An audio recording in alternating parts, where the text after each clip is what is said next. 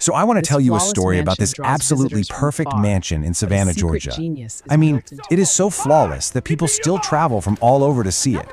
But behind those beautiful white columns, there's an incredible secret, a story of genius that's literally built into its walls. And that right there, that's the whole mystery, isn't it?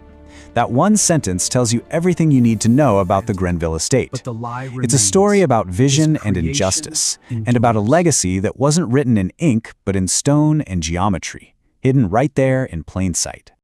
Our story kicks off back in 1852 with a guy named Marcus Grenville. He was new to Savannah, he had a lot of money, and he was obsessed, and I mean obsessed, with one single goal: to build a house that was absolutely, completely, 100% perfect. I mean, we're not just talking about being picky here. This guy was on another level. He hired and then fired 6 of the city's best architects, one after another. He rejected every single plan. It got so bad that his quest for perfection became a local joke. It seemed like his perfect house was never actually going to get built. But then, a rumor starts to circulate. Marcus hears whispers about an enslaved craftsman named Nathan. And the word is, his skill with design wasn't just good, it was uncanny. A level of genius that, tragically, was so common among the uncredited black artisans who physically built so much of America's most beautiful architecture. And this really sets up the central conflict, right? You've got these two figures at the heart of the story. On one side, there's Marcus Grenville, the man with the money and the vision, who's demanding all the public credit. And then on the other side, you have Nathan, the enslaved genius with the actual talent, who's about to become the secret author of this masterpiece. So Marcus, recognizing this incredible talent, he actually purchases Nathan.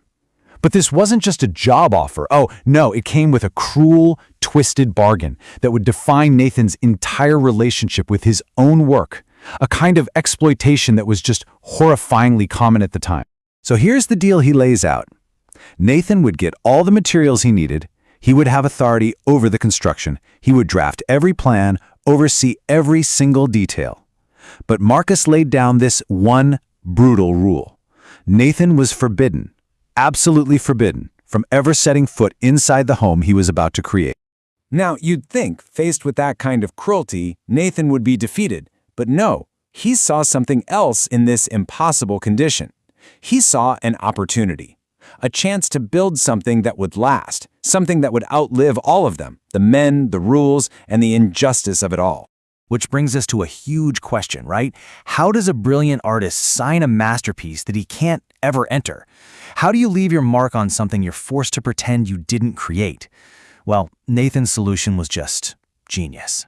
He decided he wasn't just going to build one house. He was going to build 2. The first one everyone could see.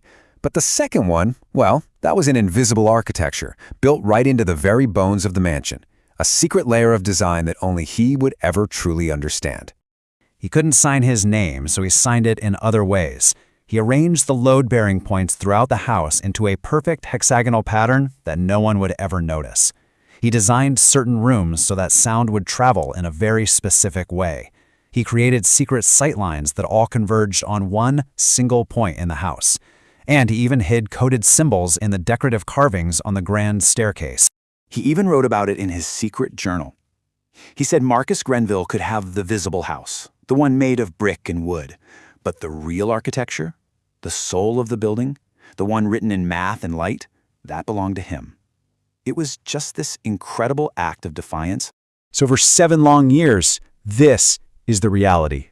Nathan designs the house, he supervises its construction from the outside, and he has to watch as everyone celebrates it as Marcus's grand achievement. And all the while he waits. He waits as the man who made that cruel rule gets older and sicker. And then, in November of 1859, everything changes. Marcus Grenville dies. And just like that, the rule that had defined Nathan's life for 7 years is gone. The rule maker is dead. So, does the rule die with him? On the very night of Marcus's death, Nathan walks out of his workshop. He crosses the garden, goes to the back door of the mansion, a door that has always been forbidden to him. He pushes it open, and for the very first time, he steps inside his own creation. When dawn breaks, Marcus's widow, Catherine, she finds him. But you know where she finds him? Not just wandering around, he is standing at the exact geometric center of the Grand Hall, the one single spot where all of his hidden sightlines, his secret geometry, his entire invisible architecture all came together. What happened that morning changed everything. With that one act, Nathan revealed the whole secret of the mansion.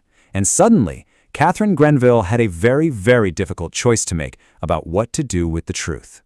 So Catherine starts looking through her late husband's study, and what she finds is just unbelievable. She finds the original architectural drawings, and they're all signed, not by her husband, but Nathan Grenville. And she finds Nathan's hidden journal, the one detailing his entire secret architecture. And she realizes her home isn't just a building. It's Nathan's autobiography, written in stone. So what does she do? It's pretty remarkable, actually. First, she immediately grants Nathan his freedom. Second, she deeds him the workshop property, so he's now his own man, an independent craftsman. But then she makes a third crucial decision.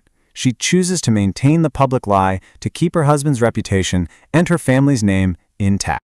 Fast forward, decades go by. Nathan is an old man now, a free man, but he's nearing the end of his life. And he asks for permission to see the house one last time.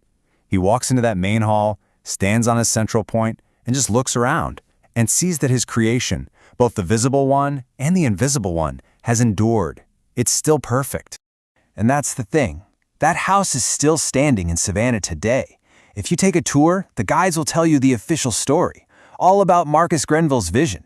But the real story, the secret truth, a testament to the hidden genius that built so much of this country, well, that story is still written into its very structure, just waiting for anyone who knows how to look. And that really leaves us with a huge question, doesn't it? Because this story isn't just about one house. It's a symbol for countless contributions that were deliberately erased from our history books. So what's our responsibility now? How do we uncover these hidden legacies and finally honor the genius that history tried so hard to forget?